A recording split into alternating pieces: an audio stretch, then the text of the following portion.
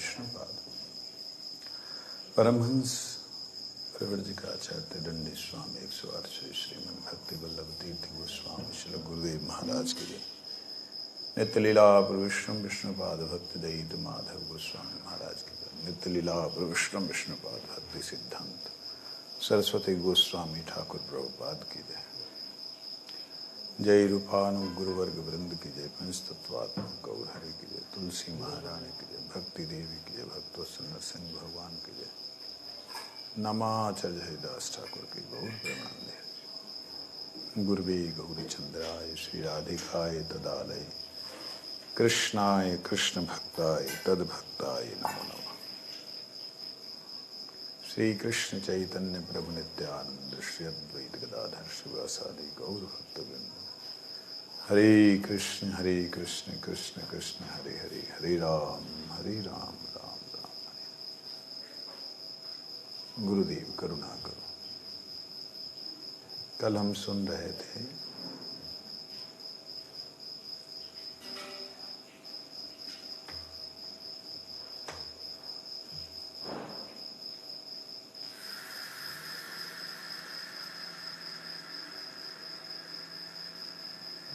नचिकेता के बारे में। उनको बोला तुम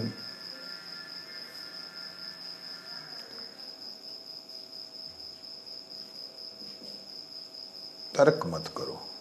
जो तुम्हें आत्म संबंधी बुद्धि मिली है, जिससे तुम्हें यह पता लग रहा है तुम शरीर नहीं हो, शरीर से अलग हो, ये जो तुम्हें ज्ञान मिला है,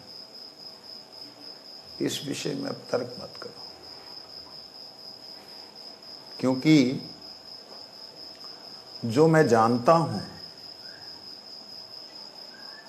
मैं जो समझता हूं कि मैं ब्रह्म को भली भांति जान गया, कहते ये बात सही नहीं। क्यों? मैं खुद को भी नहीं भली भांति जाना। ब्रह्म की बात तो अलग ही हो गई। और ये बात भी नहीं मैं कह सकता कि उन्हें कोई जान सकता है।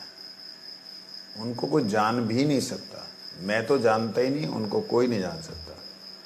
तो फिर हम काय के लिए भजन साधन कर रहे हैं, जब उनको कोई जान ही नहीं सकता। और जितना जाना कुछ भी नहीं जाना, तो फिर क्या भजन साधन कर रहे हैं?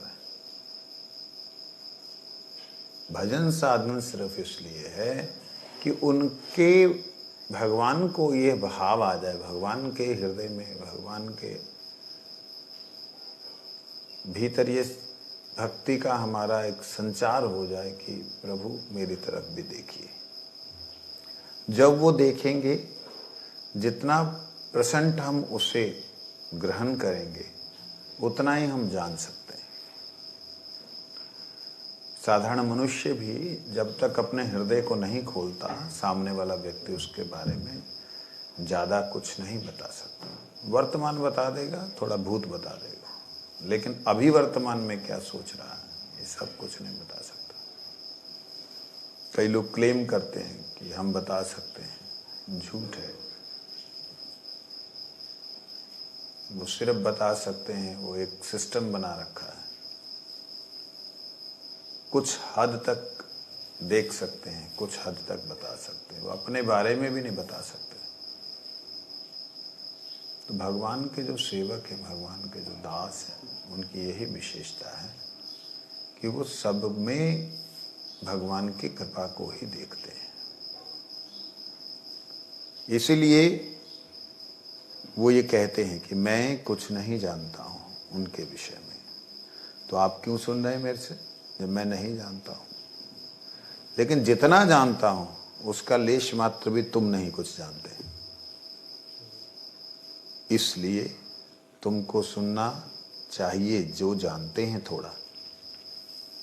ये बात है।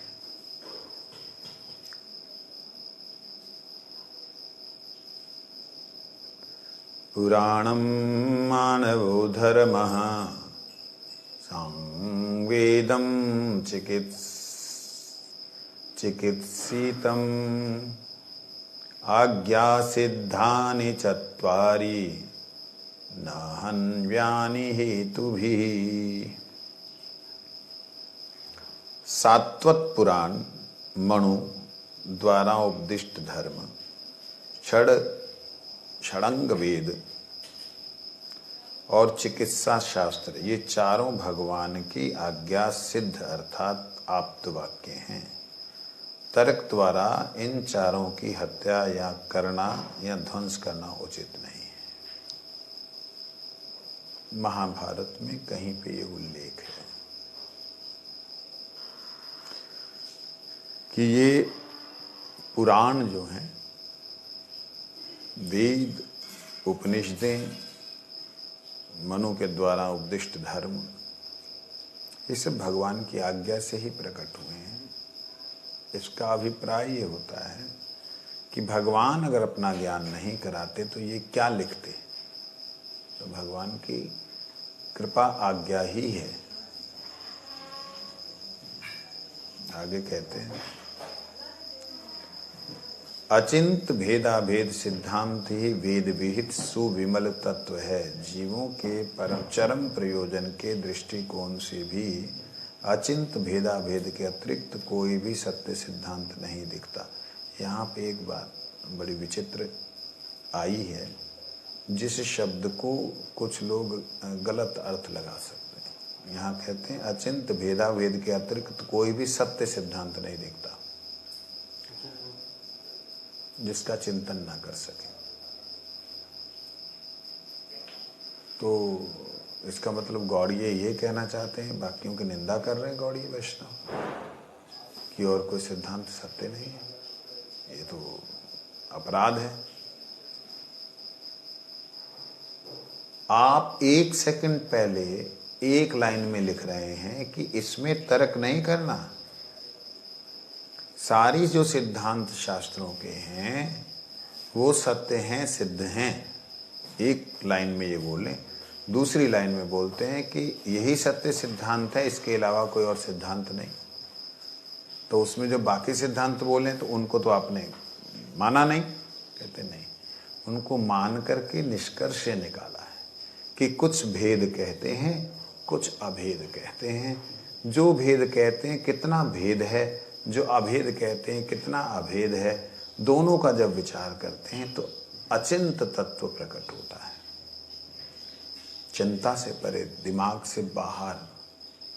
ये शब्द इसलिए कहा गया कि यही सिद्धांत सभी वेदों में हमें दिख रहा है। कोई एक बात माने दूसरी ना माने तो मतलब ये तो अर्धकुक ज्ञान के न्याय। मतलब मुर्गी का पिछला हिस्सा हमारा है जो कि अंडा देती है, अगला हिस्सा तुम्हारा है। इस प्रकार से गड़बड़ी हो जाएगी। मतलब खिलाओ तुम, खाएं हम, ऐसे लोग जो है ना, कई लोग होते हैं भाई आधा आधा हिस्सा। क्या हिस्सा लगाओगे तुम, फसल होगी तो हम आधी लेंगे। ये क्यों? मेहनत तुम करो, फल हम खाएं। ऐसे कैसे? तो ये आधा ज्ञान नहीं लेना है, पूर्ण ज्ञान को ही स्वीकार करना पड़ेगा। ये बात यहाँ पे कह रहे हैं। इसीलिए दोनों को लिया चैतन्य महाप्रभु ने, इसको भी लिया, इसको भी लिया। कहते हो आपने दोनों को ही समझ लिया तो फिर आप भेदाभेद बोल दो ना, जो वैष्णव सिद्धांत ऑलरेडी है। कहते नहीं, भेदाभेद में भी जितना भेद है वो उससे बड़े बड़े तक भेद है। जितना अभेद है बहुत परे तक अभेद है। ब्रजनाथ जी कहते हैं प्रीति ही चरम प्रयोजन है। इसका कोई प्रमाण या युक्ति है वेद में? तो कहते हैं हाँ है, मुंडकोपनिषद में है। प्राणो है एष यः सर्वे सर्वः भूतेर्विभाविता विजानना विद्वान भवेत् नातिवादी आत्मक्रीडयात्मरति क्रियावाणीश ब्रह्मविदां वरिष्ठः।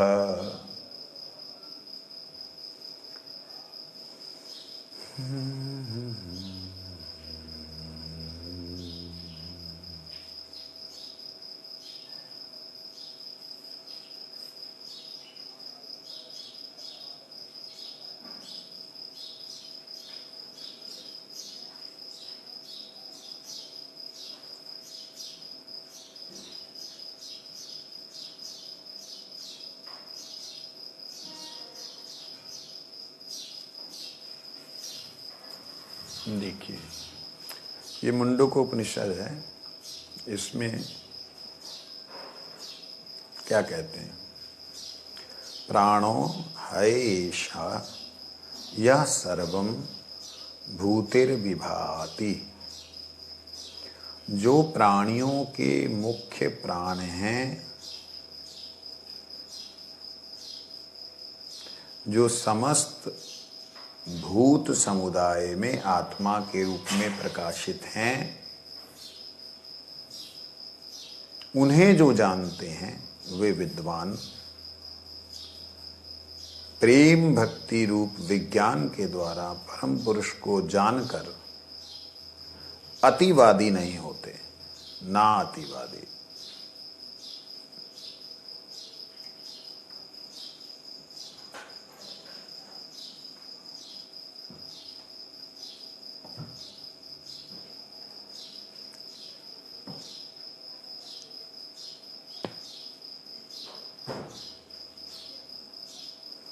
ऐसे ऐसे जीवन मुक्त पुरुष भगवान के प्रति रति युक्त और उनकी लीला में अवस्थित होते हैं।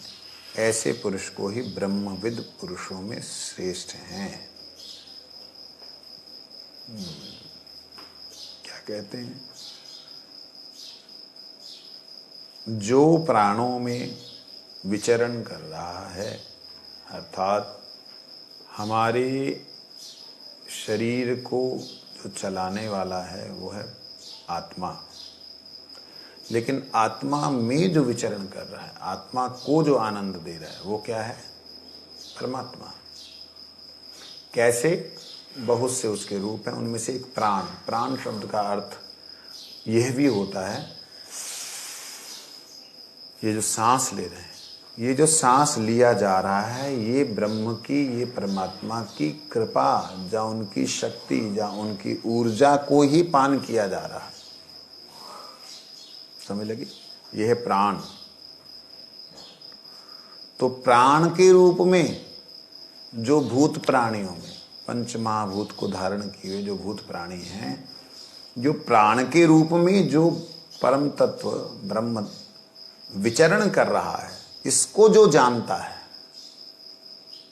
कि मेरे जो श्वास जो ले रहा हूं, इस श्वास में परमात्मा ही कृपा करके हैं, ऐसा जो जानता है भवित विद्वान, वो विद्वान बन जाता है। वो वास्तविकता में जानकार हो जाता है। ना अतिवादी, वो फालतू के विवाद नहीं करता। ना अतिवादी का भक्ति विनोद ठाकुर जी ने अर्थ किया, जो नाम कीर्तन गुण कीर्तन है,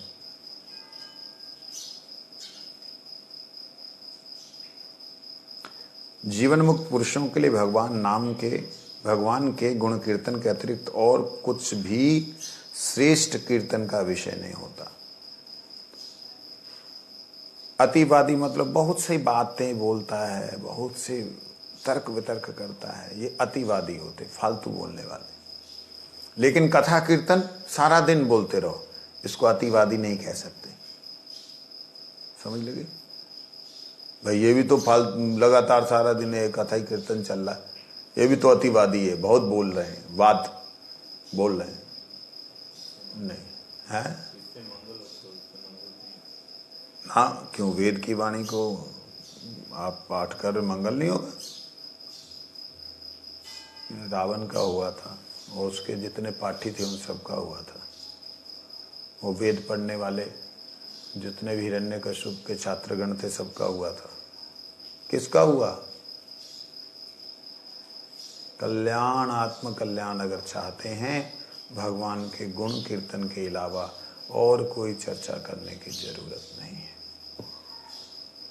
क्यों? आत्म क्रीड़ा, आत्मरति। क्रीड़ का मतलब क्या होता है? क्रीड़ा। क्रीड़ा का मतलब रास ना, क्रीड़ा मतलब हिलना नहीं, हाँ खेलना। रास का मतलब भी खेलना होता है। रास का मतलब भी खेलना है। रस में नाचते हुए, गाते हुए, आनंद से फुदकना। कूदना, नाचना, गाना।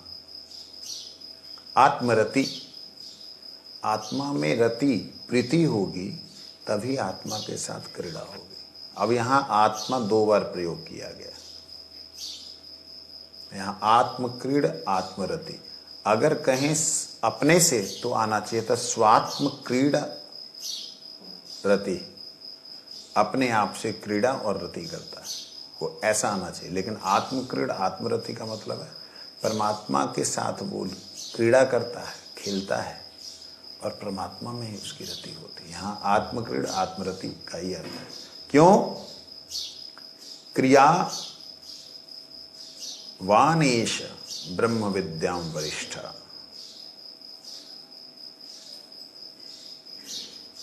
कहते हो क्रीड़ावान जो है वही एश ब्रह्मा विद्याम वरिष्ठ, वही इस ब्रह्म विद्या में वरिष्ठ है, श्रेष्ठ है। ब्रह्म को जानने में वही वास्तविकता में श्रेष्ठ हुआ है, ब्रह्म को वही वास्तविकता में जान पाया है जो क्रियावान है। किसमें? एश, एश के 2 अर्थ होते हैं इसमें। किसमें? आत्मरति आत्मक्रीड़ में। वो जो क्रियामान है, क्रियावान है, वही वास्तविकता में ब्रह्म को जानता है। अर्थात ब्रह्म निराकार, निर्विशेष, निर्गुण है, ऐसा जो जानते वो अधूरा जानते हैं, जानते आधा जानते हैं, एक पक्ष जानते हैं। लेकिन जो उनके भीतर स्वयं जो परमात्मा है, उन परमात्मा के साथ क्रीड़ा करता है, रमन करता है और हमेशा उनके साथ लीलारत है, वही वास्तविकता में ब्रह्म अर्थात पर ब्रह्म को जान पाता है। वही वरिष्ठ ब्रह्मवादी, ब्रह्मविदों में वरिष्ठ है, ब्रह्मवादियों में नहीं, ना अतिवादी। वो वरिष्ठ है ब्रह्मविदों में, ठीक है। अर्थात ब्रह्मविदों में श्रेष्ठ पुरुष आत्मरति आत्मक्रीड़ होकर प्रेम की क्रीड़ा द्वारा लक्षित होते हैं। वह रति ही प्रीति है। रति यहाँ पे शब्द जो बोला वही प्रेम है, रत होना, वही प्रेम है। कोई एक पत्थर को आप पानी में डाल दो तो पानी क्या पथरीला हो जाएगा? मिश्री को पानी में डाल दो तो पानी मीठा हो जाएगा? नहीं। ये है रति, जो रत हो जाए, उसमें प्रेम युक्त हो जाए, आत्मसात कर ले, समझे नहीं? तो आत्मक्रीड़ उसमें घुलता हुआ दिखाई देता है। यहाँ तो मिश्री जो है उसका आधा उदाहरण लेना होगा, पूरा नहीं। मिश्री का आधा उदाहरण घुलता हुआ दिखता है, मतलब जितने भी विकार हैं सब खत्म हो गए और उसमें समाता हुआ नजर आ रहा है। परंतु एक विशेषता है कि वो खत्म नहीं होता। क्यों? क्रियावान रहता है, हमेशा उसकी क्रिया चलती रहती, लीला चलती रहती, भगवान के साथ खेल चलते रहते। ये इस तरीके से जो ब्रह्म को जानता है वो वरिष्ठ है ब्रह्म जानने वालों में। नावा अरे सर्वस्य कामान सर्वं प्रियम भवत्यात्मनस्तु कामान सर्वं प्रियम भवति। उक्त मंत्र द्वारा यह जाना जाता है कि प्रीति ही जीव का मुख्य प्रयोजन है। बाबा, वेद और श्रीमद् भागवत आदि पुराणों में ऐसे ऐसे अनेक प्रमाण हैं। याज्ञवल्क्य ऋषि ने कहा मैत्रेयी सबके प्रयोजन के लिए सब प्रिय नहीं होते, अपने ही प्रयोजन के लिए सब प्रिय होते हैं। बड़ी सुंदर बात कही मैत्रेय जी को याज्ञवल्क्य ने। याज्ञवल्क्य ऋषि जो हैं कहते हैं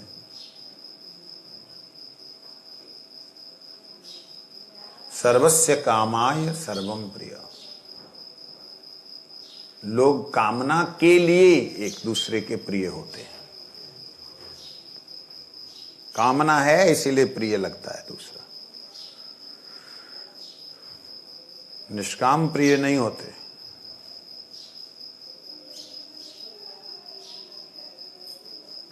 प्रयोजन जो है उसमें प्रिय होने का भी एक प्रयोजन है। भवत्यात्मनस्तु कामान सर्वम प्रिय भवति।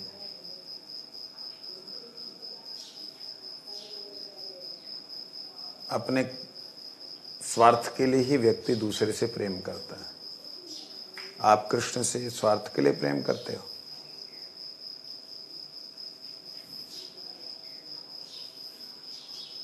स्वार्थ के कहीं कहीं स्वार्थ देखता भी है, लेकिन स्वार्थ होते हुए भी स्वार्थ नहीं।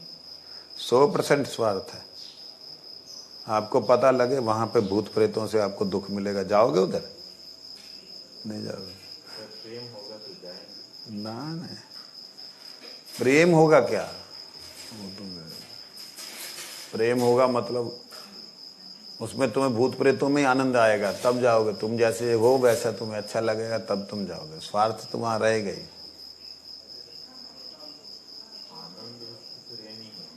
आनंद तो रहना ही है। आनंद जो है वो अपनी बुद्धि के अनुसार, अपनी योग्यता के अनुसार जो होता है उसी को व्यक्ति स्वार्थ में लेता है। परंतु कृष्ण प्रेम को स्वार्थ कैसे बोला जाएगा? कहते यही वास्तविकता में स्वार्थ है, और ऐसा ही स्वार्थ होना चाहिए। स्व, आत्मा, अर्थ, जरूरत। आत्मा की क्या जरूरत है? परमात्मा ही जरूरत है। और परमात्मा को छोड़कर आत्मा अनात्म वस्तु में पड़ी हुई है। अनात्म वस्तु जो कि नहीं रहेगी, उसके प्रति उसका अर्थ प्रयोजन बुद्धि है, तो उसे स्वार्थ कहते हैं। समझे नहीं? तो स्वार्थ बुद्धि का मतलब है संसारिक किसी भी वस्तु को अपना बनाने का प्रयास, वो है स्वार्थ। परंतु परमात्मा तो है ही अपने। अपनों के पास जाना स्वार्थ कैसे हो सकता है? ना उनसे आत्मा को आनंद मिलेगा। तो आनंद के पास जाएगा तो आनंद मिलेगा ही। उसके लिए अगर आनंद मिलेगा इसलिए मैं जा रहा हूं, ये तो कोई मतलब ही नहीं। शिमला में जाने से, कश्मीर में जाने से ठंडा मिलेगा ही। आप ठंडे के लिए जाओ या ना जाओ, आपको मिलना ही है। अगर कोई व्यक्ति इस बात को लिख रहा है कि भगवान के पास जाने से आनंद मिलेगा, आनंद मिलता है और आनंद ही वो हैं, तो इसको स्वार्थ नहीं कहा जा सकता। समझे नहीं ये चीज? इसलिए यहां जो कहा है वो सांसारिक बात के हिसाब से। उसको मालूम नहीं, उसको बताना तो एक प्रकार से वो तो स्वार्थी है ना, संसार के सुखों को चाह रहा है, इसलिए उसे मालूम नहीं। आप उसे बता रहे हो कि आनंद धाम है, ये वास्तविकता में उसको दुखों से निकाल करके किसी व्यक्ति को बता दिया जाए, तू अंदर बाहर क्यों जल रहा है, अंदर आ जा, नीचे बेसमेंट में आ जा, ठंडी मिल जाएगी तेरे को। तो ये उसके हित के लिए बोला जा रहा है। वो जलते हुए तपते हुई अवस्था से चाहता है कि उसको शांति मिले। तो ये अपने स्रोत में जाना, वापस पहुंचना स्वार्थ नहीं है। एक बूंद का गलती से गर्मी के कारण उड़ जाना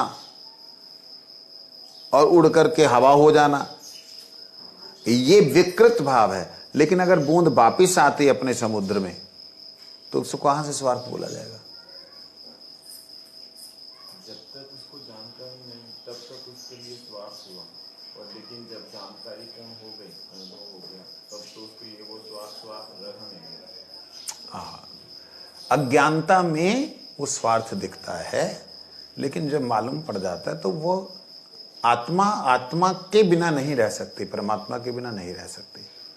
यहां स्वार्थ नहीं है, प्रेम है, प्रीति है, ये बात। बाबा वेद और भागवत आदि पुराण में ऐसे अनेक प्रमाण हैं। तैत्तिरीय उपनिषद के अंतर्गत को हैवान्यात् का प्राण्यात् यदेश आकाशयानंद न सयात् एष हैवानंदयति।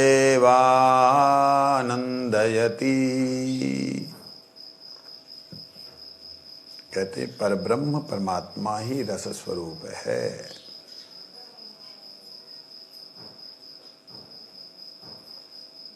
यदेश आकाश आनंदो न सयात।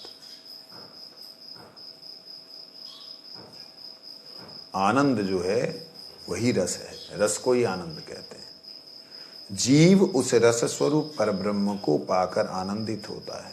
ऐसा क्या है? यद एषः आकाशः आनंदो न सयात। आनंद के अलावा वो और कुछ है ही नहीं। एष ह एव आनंदयति।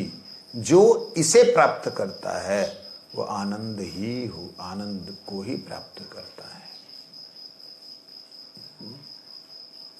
आनंद प्रीति का पर्यायवाची शब्द है।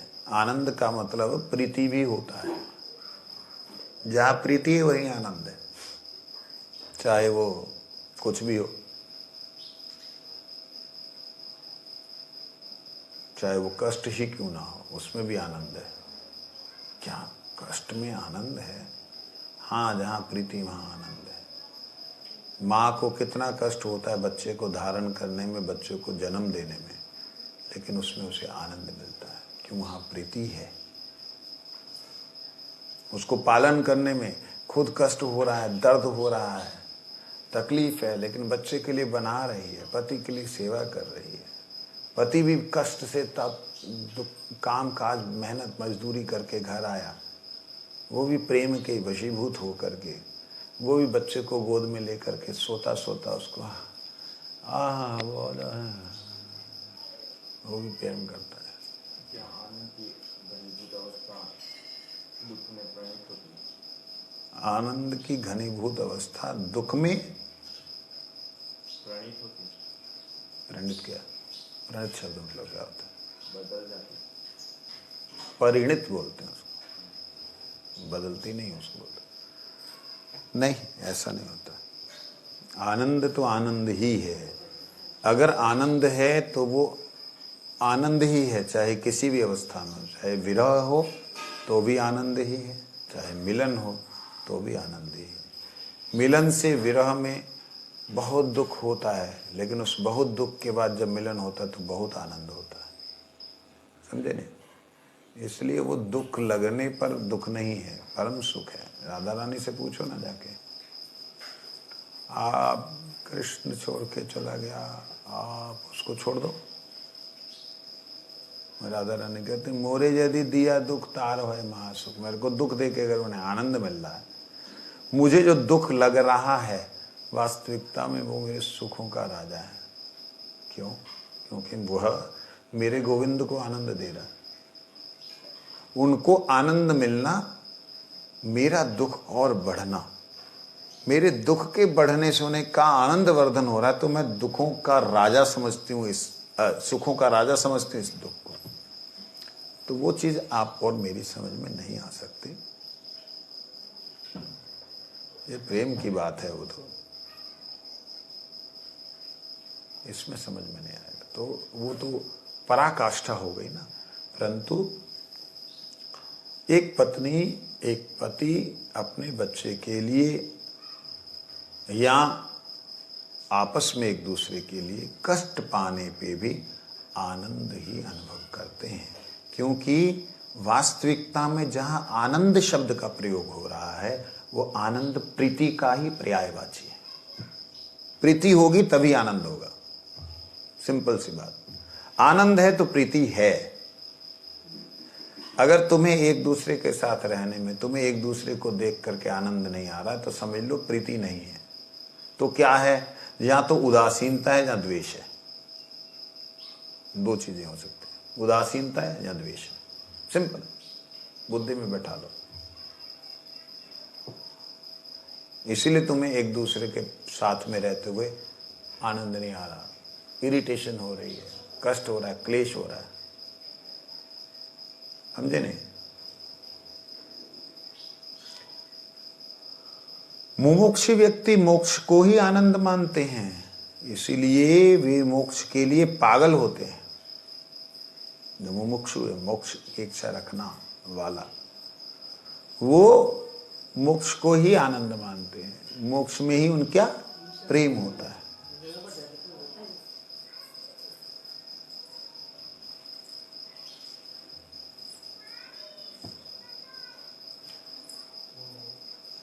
इसलिए मोक्ष के लिए पागल होते हैं। भोगी व्यक्ति, जिसे शास्त्र में बुभुक्षु कहते हैं, ध्यान रखिए, मुमुक्षु बुभुक्षु। मुमुक्षु मतलब मुक्ति के इच्छुक, बुभुक्षु मतलब भोग के इच्छुक, इच्छा रखने वाले। भोगी बुभुक्षु व्यक्ति विषय भोगों को आनंद समझते हैं, तो विषय भोगों के प्रति उनकी क्या होती है? प्रीति, प्रीति, लालसा। इसलिए वो विषयों के, विषय भोगों के पीछे पीछे दौड़ते रहते, उसी के लिए पागल रहते हैं। मूल बात है, आनंद की प्राप्ति की आशा ही उन कार्यों में प्रवृत्त करती है जिन जिन से उन्हें आनंद की अभिलाषा रहती है। आनंद की प्राप्ति ही उसमें उसको प्रवृत्त कराती है, लेके जाती है। भक्त भी कृष्ण सेवानंद के लिए प्रयत्नशील रहते हैं।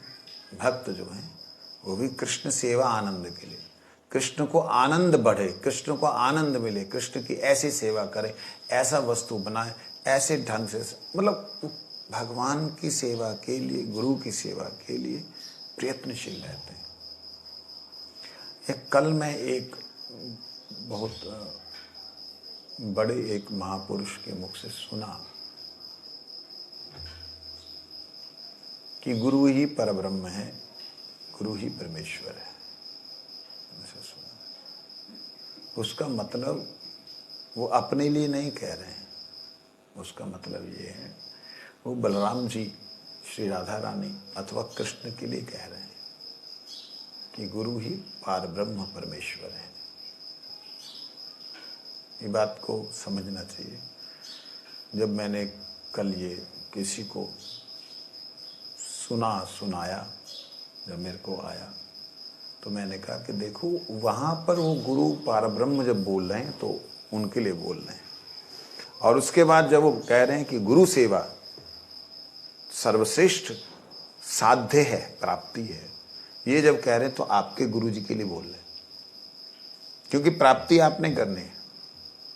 उन्होंने जो प्राप्ति की है वो परब्रह्म परमेश्वर की है, लेकिन उन्होंने वास्तविकता में परब्रह्म परमेश्वर की नहीं की, उन्होंने उनके दासों के दासों के दासों की की। तो वो चीज को थोड़ा सा समझना होगा, अन्यथा लोग जो हैं अनर्थ कर बैठते हैं और गुरु को भगवान के सिर के ऊपर बैठा देते हैं। आपने देखा होगा कई मंदिरों में नीचे छोटे छोटे गंदे मंदे से ठाकुर जी के विग्रहों की बिना सेवा किए हुए, ऊपर गुरु की फोटो बड़ी सी। आरती होती तो ठाकुर जी दिखते भी नहीं है, ना उनका श्रृंगार, ना भोग, ना राग, ना कुछ, गुरु की पूजा। गुरु ब्रह्मा गुरु विष्णु गुरुदेवो महेश्वरा, साक्षात गुरु परब्रह्म तस्मै श्री गुरु। ये दुर्भाग्य है कि जो लोग ऐसा समझते हैं कि गुरु ही परब्रह्म है, वो मूर्ख हैं। इसका अर्थ क्या है समझना होगा। गुरु ब्रह्मा, ब्रह्मा जी गुरु हैं जो सृष्टि करते हैं, लेकिन सृष्टि के प्रति मोहग्रस्त नहीं है। गुरु कौन है? ब्रह्मा। गुरु विष्णु, विष्णु जी पालन करते हैं, वह पालन करते हैं, लेकिन इतना मोहग्रस्त नहीं है कि मैंने पालन किया, इसको कोई नहीं मार सकता ना। गुरु विष्णु। गुरु महेश्वर, शिव जी वो गुरु हैं जो कि उन्होंने हमारे, मैं थोड़ा मजाक के लिए शब्द प्रयोग करना चाहता हूं, हमारे बेचारे ब्रह्मा जी ने प्रकट किया और बेचारे विष्णु पालन कर रहे हैं, शिव जी नाश करी जा रहे हैं। कहते अपने अपने कार्य में सब लोग गुरु हैं। एक सृष्टि के लिए, एक स्थिति के लिए, एक लय के लिए तीनों गुरु हैं। समझना होगा क्या? इसकी छाया के स्वरूप में आप देख सकते हैं, माता अपने बालक को जन्म देने के लिए कितना कष्ट धारण करती है। वो जन्मदात्री होने के बाद में इतना मोहग्रस्त ना हो कि उसका पति उसको जब चलाने लगे, मतलब बच्चे का पिता जब चलाने लगे, चलाते हुए अगर गिर जाए तो वो कहे नहीं तुम हाथ मत लगाओ, ना मोह नहीं करो। वो पालन करने वाला है, पालन करने वाला कैसे पालन करना वो देखेगा, ठीक है। फिर उसके बाद में स्कूल में जाएगा, वहां महेश बैठे हैं ज्ञान देने के लिए। वो शासन करें, टीचर ने मारा उसके ऊपर केस करो, मूर्ख व्यक्ति हो। अज्ञानता को नाश करने के लिए अगर उसके जिद के ऊपर जो है शासन करता है तो उसको करने दो। अरे अभी मेरी इस बात के ऊपर तो बहुत बड़ा केस बन जाएगा, महात्मा ने ऐसा बोल दिया। कहते ये ब्रह्मा विष्णु महेश, माता पिता और साधारण जो सांसारिक गुरु टीचर, ये हैं गुरु। कहते साक्षात गुरु पर ब्रह्म, इनके ऊपर है पर ब्रह्म। ब्रह्मा विष्णु महेश के ऊपर कौन है? पर ब्रह्म। कौन है? परमात्मा श्री कृष्ण। तस्मै श्री गुरुवे नमः, उन गुरुदेव को प्रणाम। ये छाया के रूप में हमको हमारे माता पिता, संसारिक गुरु और आध्यात्मिक गुरु छाया के रूप में है। ये छाया के रूप में बोला गया है कि ब्रह्मा विष्णु महेश जो हैं ये माता पिता और सांसारिक शिक्षा देने वाले, आध्यात्मिक शिक्षा देने वाले पारब्रह्म, ये छाया के रूप में बोला गया। भैया गलती मत करो कि तू पारब्रह्म बना दे, भगवान कृष्ण के ऊपर बैठा दे किसी को, गलती मत करना। ये चीज को समझना होगा, है ना। वास्तविकता में इसका सही अर्थ ये है, जब ये शिवजी महाराज पार्वती जी को गुरु गीता का ज्ञान दे रहे हैं, वो कह रहे हैं कि देख देवी, उनसे पूछा गया ना कि प्रभु आप किन की आराधना करते हैं? कहते मैं गुरु की करता हूं। आप गुरु की करते हैं? आपके गुरु कौन है? मेरे गुरु अनंत हैं। ये गुरु गीता है। वो अनंत भगवान जो हैं उनको अपना गुरु मानते हैं। मानते हुए फिर बीच में ये श्लोक लेके आते हैं, गुरु ब्रह्मा भी है, विष्णु भी है, महेश भी है, मैं भी हूं, परंतु हम सब के ऊपर वो अनंत देव है। इस प्रकार से वो कहना चाह रहे हैं। लेकिन लोगों ने गुरु गीता को संसार में छाया के रूप में जहां होना चाहिए वहां व्यक्ति के रूप में बैठा दिया, समझे नहीं। इसलिए ये थोड़ा सा हमें समझना चाहिए कि जहां पर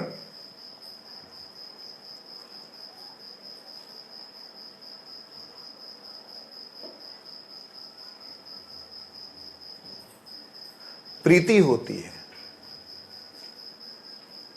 वहां पर कष्ट अनुभव नहीं होता, वहां आनंद ही मिलता है।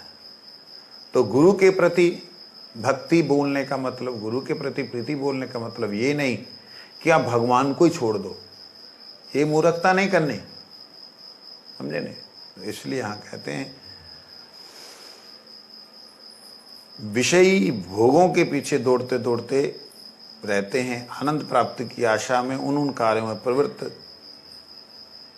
आशा जो है उन कार्यों में प्रवृत्त करती। कृष्ण भक्त भी सेवानंद में प्रयत्नशील रहते हैं। अतएव सभी कार्यों, सभी प्रकार के अतएव सभी प्रकार के लोग प्रीति की खोज करते हैं, यहां तक कि वे प्रीति के लिए शरीर तक छोड़ने को प्रस्तुत होते हैं। सिद्धांत यह है कि प्रीति ही सबका प्रयोजन है, इसे कोई भी अस्वीकार नहीं कर सकता। चाहे नास्तिक हो चाहे आस्तिक हो, कर्मी हो ज्ञानी हो, सकाम हो निष्काम हो, सभी एकमात्र प्रीति की खोज करते हैं। परंतु अन्वेषण करने से ही प्रीति मिल जाएगी ऐसी बात नहीं। कर्मवादी स्वर्ग सुख को प्रीतिप्रद समझते हैं, परंतु क्षणे पुण्य मृत्यु लोकम विशंति, गीता के अनुसार कहते हैं कि स्वर्ग से नीचे गिर जाता है, तब तक वे अपनी भूल समझते हैं, तब वे अपनी भूल समझते हैं हमने गलत किया। मनुष्य लोक में धन पुत्र यश आदि बल पा करके उसमें प्रीति का अभाव देख करके पुनः स्वर्ग की कल्पना करते हैं, स्वर्ग से फिर संसार में गिरते हैं। इस प्रकार व्यक्ति प्रीति के अन्वेषण में ही घूमता रहता है। आनंद शब्द को बोला गया है वेद में, प्रीति शब्द बहुत कम आया, प्रीति एक ही बार ये शब्द आया, आत्मरति। आत्मरति शब्द जो है वही प्रीति है। तो प्रीति शब्द बहुत कम बार प्रयोग हुआ है वेदों में, उसको यहाँ पे टीकाकार ये कहते हैं कि आनंद को ही प्रीति कहते हैं। आनंद शब्द का बहुत प्रयोग हुआ है वेदों में, तो आनंद को वैष्णव टीकाकार कहते हैं वो प्रीति है। प्रीति है तो आनंद है, आनंद है तो प्रीति है, ये कहने का भाव पर्यायवाची है। कहते जब वे जान जाते कि मर्त्यलोक, स्वर्गलोक या ब्रह्मलोक तक के सारे सुख अस्थायी और अनित्य हैं, तब वे इन सुखों से विरक्त होकर ब्रह्म निर्वाण के अनुसंधान में तत्परता में लगे रहते हैं। परंतु ब्रह्म निर्वाण में भी वे आनंद का अभाव देखते हैं, तो वे तटस्थ होकर कोई दूसरे पथ की खोज करते हैं जिसमें प्रीति या आनंद पा सकें। निर्भेद ब्रह्म निर्वाण में आनंद या प्रीति की संभावना कहाँ है? ब्रह्म निर्वाण में आनंद है, ऐसा नहीं कि नहीं है, लेकिन आनंद होने पर भी एक तरीके से, जैसे मैं कुछ सेकंड के लिए अभी हुआ था, अब मेरे इस तरीके में सांस भी रोक लिया, सब कुछ रोक लिया, वार्तालाप भी रोक लिया, शरीर को भी रोक लिया, कितना आनंद मिलेगा जब तक कि अगला सांस ना आ जाए। जैसे अगला सांस लेने की इच्छा होगी तो लहरें ना हो जहां पे, वो कहते हैं ब्रह्म है, आनंद है, लहरें नहीं है। कहते ऐसी स्थिति में जब वो तटस्थ होते हैं, मतलब कहां जाएं, माया से तो ऊपर आ गए, अब कहां जाएं, तब कहते हैं अगर वहां जाकर के वो प्रीति की खोज करते हैं, वो मतलब आनंद की खोज करते हैं, तब वो अनुभव करते हैं। क्या अनुभव करते हैं? जब मैं ही नहीं रहा, तब ब्रह्म का अनुभव कौन करेगा? मैं और मेरा ही नहीं रहेगा, मैं ही ब्रह्म हूं, तो मैं किससे प्रेम करूंगा, किससे आनंद पाऊंगा? ब्रह्मानंद होने पर भी भोक्ता के अभाव में निरर्थक है। उस दशा में आनंद है या नहीं, इस विषय संबंधी सिद्धांत का प्रयोजन क्या रहा? कैसे प्रयोजन रहा? मैं के नाश के साथ साथ मेरा भी अस्तित्व लोप हो गया। मेरा और रहा ही क्या जिससे सुख या आनंद ही नहीं ये अनुभूत हो सके? मैं नहीं तो कुछ भी नहीं। यदि यह कहें कि ब्रह्मरूप मैं रहा, तो ऐसा कहना ठीक नहीं, क्योंकि ब्रह्मरूप मैं नित्य ही हूं। उसके लिए साधन और सिद्धि सब कुछ बेकार है। अतः ब्रह्म निर्वाण में प्रीति सिद्ध नहीं है, यदि है तो आकाश कुसुम की तरह अनुभूत है। समझ लगे? कहते मैं ब्रह्म हूं, इस भाव में आनंद है। कहते पहले भी ब्रह्म था, बीच में भी ब्रह्म था, अब भी ब्रह्म है, इसमें अवर अनुभूति का आनंद क्या है? था ही था, ब्रह्म ही था। कहते जब तक दो ना हो तब तक प्रेम ना हो। प्रेम भक्ति में केवल प्रयोजन सिद्धि दिखाई देती है। भक्ति की चरम अवस्था ही प्रीति है। वही प्रीति नित्य है, शुद्ध जीव नित्य है। शुद्ध कृष्ण भी नित्य है। ये क्या? अशुद्ध कृष्ण भी होता है। कहते शुद्ध जीव नित्य है, शुद्ध कृष्ण भी नित्य है, और शुद्ध प्रीति भी नित्य है। शुद्ध कृष्ण का मतलब क्या है? अशुद्ध कृष्ण भी होता है क्या?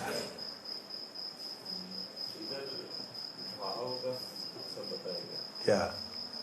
कि जो भी नित्य वस्तुएं हैं वो सभी शुद्ध हैं।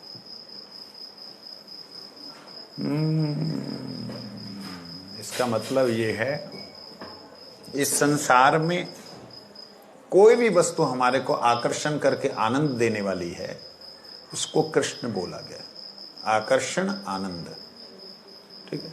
कोई भी संसार की वस्तु या ब्रह्म ज्ञान तक हमें आकर्षण करके आनंद प्रदान कर रहा है, उसे कृष्ण का, लेकिन वो कृष्ण नहीं है। शुद्ध कृष्ण का मतलब बिल्कुल अमल कृष्ण, नित्य जो कृष्ण है, जो सर्वाकर्षक कृष्ण है, वो है शुद्ध कृष्ण। ऐसा कुछ भाव लिया जा सकता है। अतएव अचिंत भेदाभेद स्वीकृत होने से ही प्रेम की नित्यता सिद्ध होती है, अन्यथा जीव के चरम प्रयोजन रूप प्रीति अनित्य हो जाती है तथा उसकी सत्ता विलुप्त हो जाती है। इसलिए समस्त शास्त्रों में अचिंत्य भेदाभेद रूप सत्य सिद्धांत की पुष्टि की गई है। इसके अतिरिक्त सभी वाद केवल मतवाद हैं, अपनी मति के वाद हैं, मति के विवाद हैं। ब्रजनाथ प्रेम तत्व का चिंतन करते करते प्रेमानंद परमानंद में विभोर होकर घर लौट आए। 18वां अध्याय समाप्त हो गया। 19वां कल श्रवण करेंगे। ना जाने कब ये पूर्ण होगा। हे भगवान, इतना विचार है। कितने अध्याय हैं इसमें? 39। वाह, अभी तो 19 ही हुए हैं। 40 अध्याय, 40 अध्याय हैं प्रभु।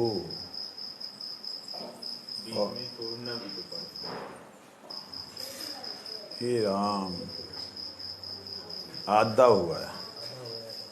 चलो चलो, आधा हो गया।